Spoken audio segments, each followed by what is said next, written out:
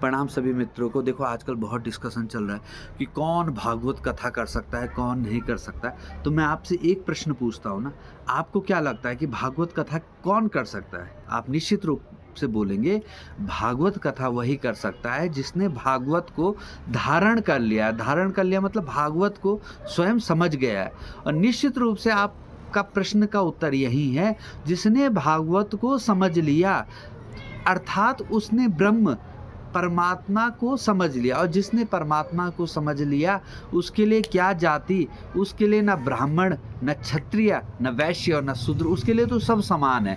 तो वास्तव में भागवत कथा वही कर सकता है जिसने जो इन जातियों से ऊपर उठ चुका है, धर्म से ऊपर उठ चुका है। क्योंकि एक परमात्मा है ना, वह परमात्मा ना हिंदू देखता है, ना मुस्लिम देखता है, ना सिख देखता है, ना ईसाई, सबका वही परमात्मा है। और उस परमात्मा का जब वर्णन करोगे तो फिर क्या जातियों में कि मैं हिंदू हूँ, मैं ब्राह्मण हूँ, मैं क्षत्रिय हूँ, इस भावना के साथ क्या भागवत का पाठ किया जा सकता है? दूसरा, भागवत कथा वही कर सकता है जिसने अपने अहंकार को नष्ट कर दिया। भागवत कथा का उद्देश्य ही क्या है? भागवत कथा का एकमात्र उद्देश्य हम सब लोगों के लिए, जो बहुत जमीनी स्तर के लोग हैं, जो बहुत दिव्यता नहीं रखते, के लिए ये है कि हम अपने जीवन को अच्छे से बिताएं, अपने अभिमान को कम करें। क्योंकि हम अपने अहंकार को कम करेंगे तो सबके प्रति हमारी सद्भावना रहेगी। लेकिन अगर भागवत कथा करने वाला या भागवत कथा सुनने वाले के भीतर अहंकार जो नष्ट नहीं हो रहा है,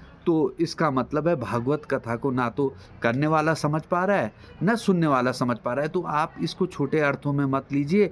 जिसने भागवत को समझ लिया वह तो एक सनातन पुरुष हो गया, वह जातियों से बंधा हुआ नहीं हो सकता। और अपने जीवन में सुधार लाइए। किस चीज़ का अहंकार है आपको कि मैं इस जाति का हूँ, मैं इस जाति का हूँ? अरे आप सब एक सनातन सनातन के हिस्सा है। और मैं तो कहता हूँ कि सभी धर्मों के लोग एक ही परमात्मा को मानते हैं। तो किस प्रकार का भेदभाव लिए बैठे हो? निश्चित रूप से उस परमात्मा को पाने के लिए अपने अहंकार को कम करो और भागवत को धारण करो। जब भागवत को धारण कर दोगे तो निश्चित रूप से ये भावनाएं स्वयं ही दूर हो जाएगी। नमस्कार।